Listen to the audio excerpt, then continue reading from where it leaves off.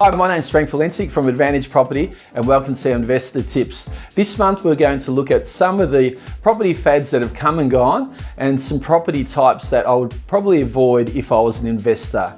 The first one is buying in Queensland property. We've seen a lot of clients over the last 18 years come to us and say we've lost money and haven't made any money through our Queensland property purchases. Often they overpay, particularly there was a very big push to buy on the Gold Coast and there was a large oversupply of apartments there, and so there was hardly any growth there. Another one is US property.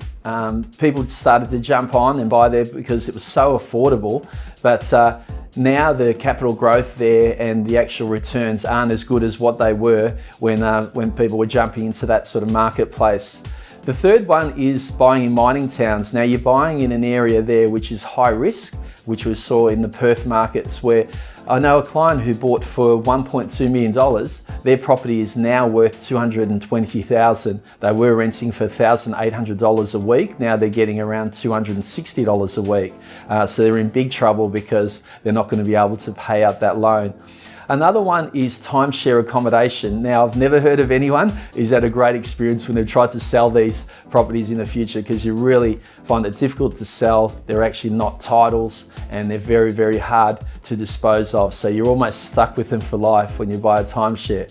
The last property to be wary of is serviced apartments. Again, I've had clients there that have bought serviced apartments, then when it's come to try and dispose of them, have not been able to give them away. So they are very hard to sell, very hard to finance. The banks don't like them and you shouldn't like them either. So there's 5 of the property types that I would avoid if you're an investor, if you're after trying to get some capital growth, and one day you're usually going to have to dispose of an asset and sell it, and these properties are almost impossible to sell when you do come to that stage.